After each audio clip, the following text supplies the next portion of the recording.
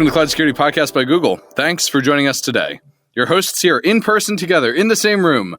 Myself, Tim Peacock, the Senior PM for Risk Analytics, Cloud Threat, and Google SecOps, announced this week that that's the real name, and Anton Chuvakin, a reformed analyst and senior staff in Google Cloud's Office of the CISO. You can find and subscribe to this podcast wherever you get your podcasts, as well as at our website, cloud.google.com/podcasts. If you enjoy our content and want it delivered to you piping hot every Monday, please do hit that subscribe button. Follow the show, argue with us and the rest of our listeners on our community page. RSA Week 2024. Pretty big, huh? What do you think? Yes, and now it's still Wednesday midday when we're recording this, and we are told to provide profound insight so that our audience the world over can learn from what we learned. Oh, God. So it's kind of high expectations, I guess. Is this the episode where we go from banter straight to the episode, right? Because we correct. Kind of like that's what we're doing. And what about starting from something moderately safe? Like, I don't know, what did you launch? What did we launch? We launched Google Threat Intelligence. That's pretty cool. We brought together everything Google knows about bad guys, made it available in one place, unified our visibility, and we have unparalleled depth, breadth, currency, and expertise brought together in one place. You sound like a marketing person, Tim. Sorry. Once in a while, this I fall into unparalleled that. stuff is just making me nervous. Okay, but who's got more depth than VirusTotal? VirusTotal plus Mandiant. Who's got more recency of responding to leading breaches than Mandiant? Yeah, that's nobody. Who protects more browser sessions a day than safe browsing? That's probably nobody again. Correct. So when I say unparalleled, it is literally unparalleled. So it's not an exaggeration. Yeah. So it's like one of those things when you say you 10x something and people question you and you say, here are my Here's my metrics. graph. It really is 10 times better. Yeah. We've seen that happen with some of the projects and stuff. So yes. we saw some interesting marketing today. We saw a competition on booth language between optimal, better, and done right. Yeah, I mean, this was like, for some reason, maybe it's my past being sort of in marketing that really triggered me, because when you show up with booth, of course, you can go buzzwords and say you're zero trust powered AI, powered by ML, That stops ransomware. Yes, or that stops ransomware. But you can also go the other way and say that you have the optimal tools and they're done right and they're better. But it's like still, which would you choose? Excessive buzzwords or deathly boring? Neither. Right, exactly. Thank you. Like neither crazy, over-the-top, silly messaging about AI-powered ML. Was it ML-powered AI? One of the two. Both probably. Yeah, both probably. Versus like we have an Totally optimal vacuous. DLP that actually, works. Well, actually, that's an extreme statement. DLP that actually works. Oh boy. So, okay, right, let's avoid this one. But as far as buzzwords, what did we see? AI, powered by AI? We saw a lot of AI. A lot of that. A lot of AI. A lot of AI for security and a little of securing AI. Yeah, and we had an interesting argument with a podcast guest, a former guest. We'll leave her anonymous, but we had an argument with her about whether all this AI stuff was good or not. And I think this was an interesting line of reasoning because, listeners, what we argued was that AI for security is in a state where we don't know which use cases are going to turn out. Mostly Gen AI in this case, right? Gen AI specifically. We don't know which Gen AI use cases are going to turn out well. And so as an industry, it's not unreasonable for us to all spend some time and money and CPU cycles, GPU cycles, figuring out which ones work. And we don't believe you can do it any other way. Yes. We've been talking about things that you can figure out in a basement by yourself with a book versus things you have to discover. And I would say this is you have to discover. Yes. And I think that this is you can make jokes about annoying marketing, but ultimately the industry very obviously is in the use case discovery phase for AI. And some people would try hard to go with a use case. They would market the hell out of it and the use case would flop. And that can happen. And other people would go hard, discover a use case, and it would be fine. And that's also possible. But to me, I would decouple the use case discovery from over-the-top marketing. Yes. Use case discovery is very real. Everybody is realizing very quickly that summarizing and explaining things using Gen AI works really well. It may not sell tickets to your Gen AI show, but it actually helps. It works. It works. The VirusTotal example, when they reversed malware using the Gemini with increased token windows, was kind of epic. To me, that's one of the magical use cases. It's niche in terms of who needs it, but it's epic in terms of impact. Yes. And then people who go and ask a consumer-grade AI to create detection rules, are going have a to bad time. discover that, yes, thank you, Tim. Yes. I wanted to say something simplify. more rude, but thank you for They're going to stopping have me. a bad time. They're going to have a bad time, but it's bad time TM with capital B and T. Yes. Yes, they're going to have a bad I'll trademark time. that phrase. That's great. So we saw that. We saw not a lot of XDR.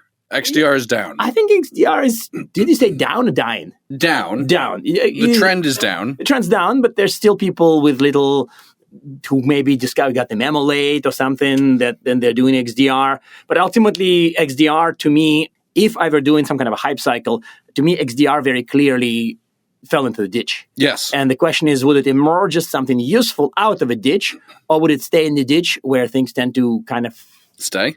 No, they essentially disappear out of the ditch. They decompose. Yeah, they decompose, correct. Got it. But actually there's some other old things, email security, even DLP, There were even some other stuff, a lot of them.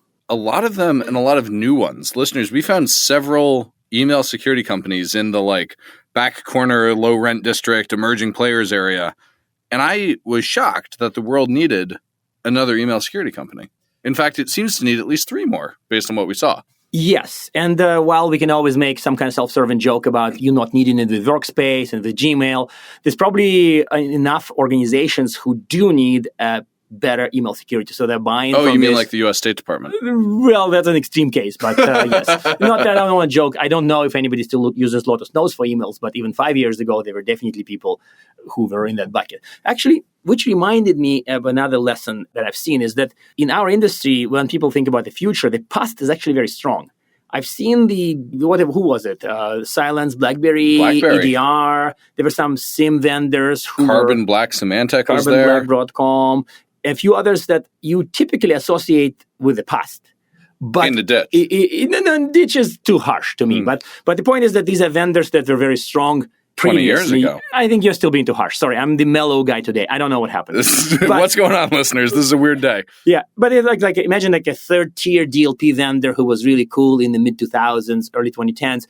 They have a booth, sizable booth perhaps. So the pool of the past is very strong. And a lot of organizations are using some things that the cloud literati would probably laugh at. Sure. But it's very real. And I think that the innovative stuff is great and it's happening, but a lot of the industry is using that stuff and it's there and it's not going to go away. By the way, which reminds me, I had another epiphany. Another epiphany. It's this whole platform thing versus best of breed. Okay. And the epiphany goes like this. There's an argument in the industry about big platforms versus individual tools. Yes. And I think there's no argument. And here's why there's no argument. When you enter the RSA show floor, you see 700 vendors or at least. And if you look at various catalogs, IT Harvest has the longest one, probably they count 5,000. A few others have 2,000. The point is that very clearly, we are voting with wallets that we buy niche solutions. There is no platform. The argument does not exist. The platform side does not have a weak argument. It has none. Because clearly people vote with wallets to buy single-purpose tools. But what if we discovered that the platform is getting 80% of the wallet share? Yes, that's a good counter-argument. I have not really created a counter-argument to that. Good. Oh, well, it doesn't mean you win. It doesn't mean you win the argument. It just means that it's still a good debate to have. But the fact that RSA show floor exists and because and the fact that people pay for all this stuff. Otherwise, if people didn't pay, the booth wouldn't exist. Well, VC, money, and understanding. That means that we are kind of voting for best of breed single purpose tools in many cases. I think the other thing that this says to me is that there's an extreme number of niches in cybersecurity. Yes. Some niches are clearly on the growth phase, but some niches stay niche for years. But that doesn't mean they're not profitable. If you want to build a 20-person security company, that solves a very particular problem. Which no large platform vendor wants to solve or can solve. Or if the problem is new, maybe it's securing AI or securing specific type of OT in a specific type of vertical. Yeah. Securing left-handed screwdrivers only sold in New Zealand. Somebody does that. That's a bit pushing it, but yes, I think that's... But you know what I mean. Yes. I mean, but some niches I think are expected to expand. We spotted ASPM. What is ASPM? Okay, so the way I explained it in one of the blogs, I can mention my blog, right? It's the guests cannot, but I'm kind of not a guest. And so there was a point about that there are two gangs, the SPM gang and the DR gang. What do they stand for? CDR and CSPM. What do these stand for? Security Posture Management and Detection and Response. Okay. So for example, for cloud, we have CSPM, Cloud Security Posture Management, and we have CDR, Cloud detection and response. And these are the sharks and the jets of the security world. They have snap fights, dance battles. Okay. No, they're also kind of friends sometimes. Interesting. But when we see that something, it is also the SSPM, which is for SaaS security posture management, which does not have the SDR, funny enough. Maybe not yet. But that's software-defined radio. Yeah, it will do that. But there is a application security posture management, which is emerging. That's a good question, because if it's all about cloud applications, in theory, CSPM should cover it.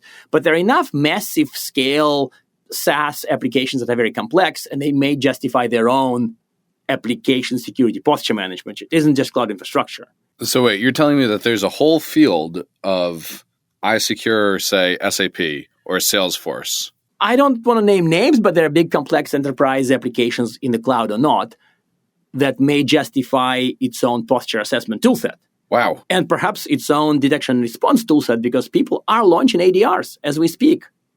Not to make another mention of the blog, okay, fine, I won't. The point is that ADR may come as well as a niche for application detection and response. We saw several vendors with those letters on their booth, so yes, this exists. Okay. We continued a tradition this year, listeners, and we've done this at least 2 RSAs and 2 Nexts, where we went to a series of vendor booths and asked the same question. Yes, it's about cloud. So we are now switching subjects to cloud security, our favorite. Well, one of our favorite topics. One of my favorites. It's up there. Yes, it's up there. What's the question? What do we ask every year? And the question is, so one of my former colleagues, meaning a Gartner analyst, have coined the term called CNAP. It's one of those rare and precious 5-letter acronyms that what does it stand for? Everybody loves. I know that's what PP stands for. It's Protection Platform. Yep. CN stands for Cloud Native. And A stands for, shockingly, Application. Weird. It is. But the CNAP is kind of a duct tape bundle of stuff. It's your sharks and your jets put together. And a lot of other things. But the things that actually matter are these exact 2 things, CSPM and CDR. And for the last couple of years, we would come to a lot of booths of vendors who are now all CNAP and say, hey, you do cloud security? Great. When people bring you money and they give you money to get your tool, what do they actually buy? And to specifically, do they mostly buy CSPM? Or they buy CDR or something else? Yes. So this year we added this something else option, which of course nobody picked. Right. And we got different answers depending on who we asked. Yes, correct. But I think the popular answer was, yes, when we sell a broad and beautiful cloud security platform that matches Neil McDonald's CNAP vision, they ultimately mostly buy CSPM. That's right. And some people said that they also buy CDR at an increasing percentages. A minority, but an increasing minority. One vendor said that they were mostly buying CDR, though. Correct, but it happens to be a EDR vendor. That's right. So that makes sense. That makes sense. I think this is intuitively sensible to me, though, that an ounce of prevention is worth a pound of cure. That's a very optimistic take. I think the pessimistic take is that the posture problems should be solved by now. You would think. The first CSPM vendor, if I recall correctly, probably was Evident.io, I'm guessing, launched in 2013. We're talking about 11 years of CSPM in. It's a long time. Right, but it's a useful thing people buy today, 10 years after the market's birth. Well, that's not too surprising. We still buy firewalls. We still buy AV. We just call it EDR now. That particular take definitely offends me because I want to focus on the DR part of the EDR. But listeners, I knew exactly how triggering Anton would find that one because I've done it to him before and it works every time. We do buy that. We do buy firewalls. Yes. We do buy antivirus. We do buy other things. But cloud is supposed to be different and beautiful and good. Well, what do we always say? So we beat on boats against the current, borne back ceaselessly into the past. Okay, we should probably start climbing up from that low point. But you're right. That quote really clinches it. Yes. But yes. Shout out to my high school English teachers for making sure I read my Great Gatsby. Thanks, guys. What about the other buzzwords? What else did we say? ZT, Zero Trust is there, but ZT is not... It's in the back seat. It's in the back seat, yeah. ZT is not staring from every booth. I mean, sure, there's more attention in the government, but ZT came up a few times. There was one vendor with Zero Trust plus AI, because you want to use the last year's buzzword and stick it together with this year's buzzword and then duct tape them together. Oh, God. Right? That's there. What else is fun from the buzzwords? We did talk about XDR. We did talk about some of the SPMs actually, even DSPM, the data security posture management, was quite visible. There were big booths of vendors that's a problem that would come up probably even worse as we try to secure AI. Not that I'm trying to hint that you should ask me a question about my presentation, but the securing AI likely would be about securing data. Not largely, but like a big part of securing AI would be about securing data. Can we actually talk about some of the evolution we're seeing in the SIM market? Oh, and the yes. chainsaws that are being taken to what used to be a coherent whole. Yes, this was one of the things that counts as This is new. New idea. It's genuinely new. So, okay, but Tim, I can't really talk about this without mentioning my blog one more time. That's fine. Okay. I'll allow it. So One more time. So there was this blog I wrote about decoupled SIM, which is basically separating the security part from the data platform. Okay. And it's kind of a debatable thing, and some people love it. Some people think it's a bad idea because they want a tightly integrated thing that just works. But some of the vendors very clearly pointed out that they want to go hard on the security detection, content, tooling, maybe workflow, and not deal with the data platform at all. Basically have customers do whatever they want, whether it's BigQuery or something different. And you think they can get away with that? They can actually build arbitrarily good stuff on top of underlying uncertainty. And I think that my original take that for majority clients it's a bad idea, I'm starting to waver. I'm starting to not go with that. And either my 5 years of living Gartner, my influence of the Gartner thinking and seeing clients has dissolving, or maybe things are genuinely changing. Namely that majority of people wouldn't automatically go with an integrated. I think this is more TBD today, rather than like if you ask me that question, hey, do you want to buy a SIM where you need to install your own storage? I'd be like, no, that time is gone. And, when the early SIMs had like, hey, install the database first, like the integrated essentially won. Sure. But now we are kind of in this next wave of, well, actually, maybe you want to deal with somebody who knows security really well and doesn't know data storage, and you would use. So, like, I'm less that's adamant. Interesting. Now, you were so adamant 6 years ago that integrated SIM was the way to go. You joined Chronicle. Correct. That's exactly right. And I was very much convinced that for any kind of mainstream adoption, you have to have both platform and storage that magically support each other. You voted with your feet on that. I voted with my feet and in a sense with the wallet to point out that Chronicle offered a really magical combination of storage based on, of course, Google technical infrastructure and the security knowledge. So to me, that was a big win for the integrated. Do you think we've lived up to that promise? That's a interesting question that may go into philosophical debate for the next 2 hours, but the short answer is yes. Yes. I think we have too. I think we renamed, of course, this is also a Oh, this is important. This is a good announcement.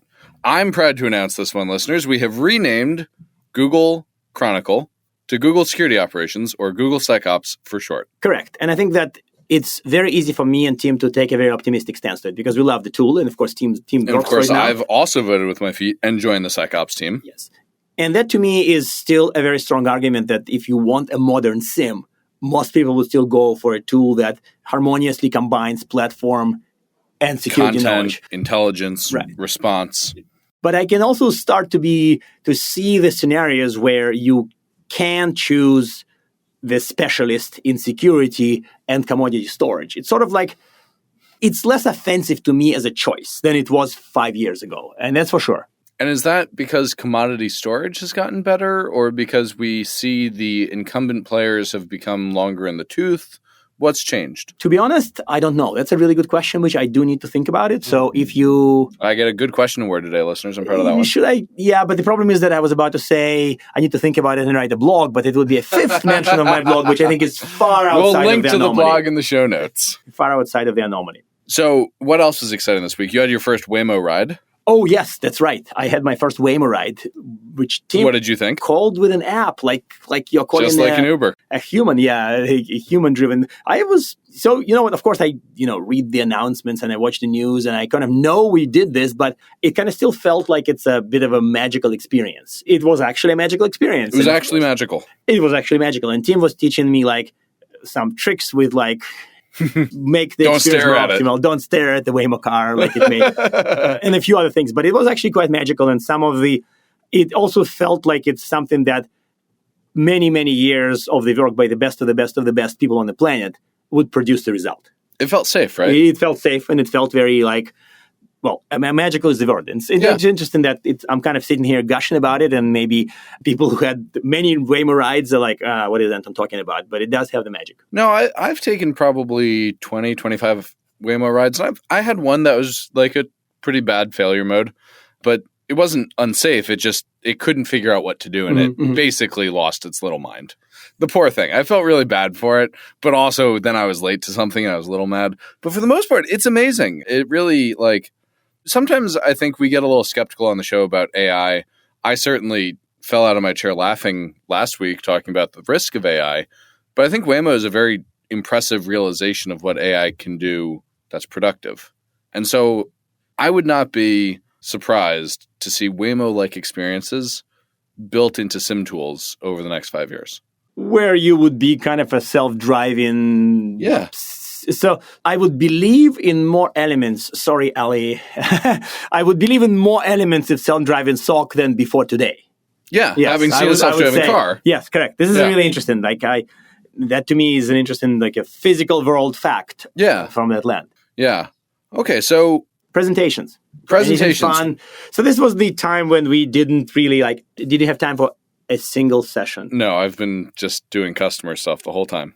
Yeah, unfortunately, I am in the same bucket except for 2 sessions. Sessions that you gave? Yeah, okay. I know, right? Anton, tell us about the sessions you gave, please. I think at this point, I think I'm being a little too self-serving, but I want to focus on one specifically. This isn't even a softball. This is like you tossed the ball up in the air and then hit it with your own bat. Sort of, yeah. That's fine. That's fine. Go on. So we did talk with Taylor from our team, Office of the C. So we did talk about... Former guest on the podcast too, about securing AI. Specifically, we picked 5 fun risks with 5 AI. Fun risks. Because, everybody shows up and says, give me the top risks. And we tell them, well, top risks depend on the use cases. Kind of a little like SIM. Your top risks for your specific environment, your business, your use of AI, your models. And then this, the whole it depends answer is the honest answer, is the correct answer. But it's also not very useful. Right. So we came up with a list of 5 fun risks, which we think are exciting. Okay, we didn't call them fun risks. What makes them fun? Yeah, okay. It's just basically us subjectively. Okay, what are your 5 risks, fun or otherwise? I don't think we have time for all 5 of them, but we definitely what's your favorite? My favorite is probably the risks with output. Okay. And these are kind of more conventional because people expect to see risky outputs or safety concerns or whatever other more classic risks. But the interesting bit about this is that unlike many other risks which are solved by data governance, by other controls, by additional tooling, I think most of us have this suspicion that the output risks can never be 100.0% mitigated. Of course not. By anything. Well, you can mitigate some risks. You can. Sure, but you can't get to 100% on that. That's the nature of these systems, right? Correct. That's exactly right. And this is what makes it fun. This is what made it to the fun list. You can DLP, you can filter, you can do... you can feed one LLM's output into another. You can do all sorts of fun access controls on the inputs, outputs, conclusions. Multi-shot prompting. Sure. Incredible things. And they would make the output really, really safe and would reduce leaks, reduce other risks with the output. But it's probably a risk which is not really there's no fix-it button, whether easy button or hard button. There's just no button. You can contain it, but you can't control it. I think that's how we put it in the Prezzo. Interesting. This reminds me of a conversation I was having with Rob last night, where we were talking about the step function change that you get in Chrome OS versus a more traditional OS. Oh, yeah. Huge step change. Yeah. Right. You almost have to, if you use Chromebooks for 5 years, you may have to read up in Wikipedia what's malware. Right. You have to be like, what do you mean malware? What is malware? How can it be? Like the whole concept of malware would make no sense to a Chrome OS to a Chromebook. Yes. To a entrenched Chromebook user for 5 years, you'd forget that thing existed. You'd be in the news and you'd be like, what do you mean malware? Like it's software that runs on that thing that you don't want? Why would it? How could it do that? How can it do that? How could you run software I don't want to run? Exactly. It would be incoherent concept to a Chromebook user. Right. And this is not an ad planted by a Chrome team, is it? No, it's not. It's not. But it's Rob and I were a fact. It is a fact. Yeah. And we were talking about architectural advantages and the durability that you get out of making good design decisions up front, like how Chrome does software.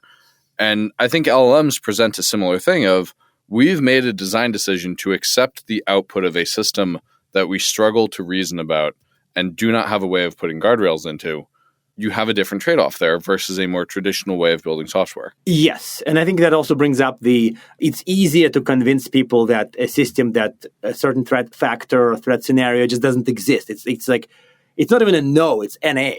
Yeah. It's like no you can argue with, but NA you can't. Right. So with these risks, we have to deal with them in all sorts of exciting ways, but there's no fix-it button. Right. And of course, we talked about model theft, and I think the model theft was another fun one from the 5. Ultimately, the reason why we felt the model theft is fun is because models are a very portable store of value. Like, if you remember this story that obscure that you told me about somebody who was concerned about their model being stolen while being exposed to clients. Yes. And the numbers that they mentioned. The numbers were like if you steal, the metaphor we used in the Prezzo, that if somebody steals iPhone plans, they're not going to become Apple. Correct. They cannot make iPhone in the garage. They cannot make an iPhone anywhere. And even if they do, they still won't be Apple. Right. Like, it's not very stealable. But if you steal the model, you will have almost entire value of the company that built it at an inordinate cost. Yeah, it's the difference between iPhones and the formula for paint. Yes, that's a fair analogy. So to me, this was very fun, and that's why it made it to the fun risk. The other 3 I wouldn't mention, but the video of the Prezzo would show up online at some point. Excellent. Well, maybe on that note of referring people not to your blog, but to your video, we can wrap up RSA 2024, and we look forward to seeing you on the next Cloud Security Podcast by Google. And now we are at time. Thank you very much for listening and, of course, for subscribing. You can find this podcast at Google Podcasts, Apple Podcasts, Spotify, or wherever else you get your podcasts. Also, you can find us at our website, cloud.withgoogle.com/cloudsecurity/podcast. Please subscribe so that you don't miss episodes. You can follow us on Twitter, twitter.com/cloudsecpodcast. Your hosts are also on Twitter at Anton_Chuvakian and _Tim Peacock. Tweet at us, email us, argue with us, and if you like or hate what we hear, we can invite you to the next episode. See you on the next Cloud Security Podcast episode.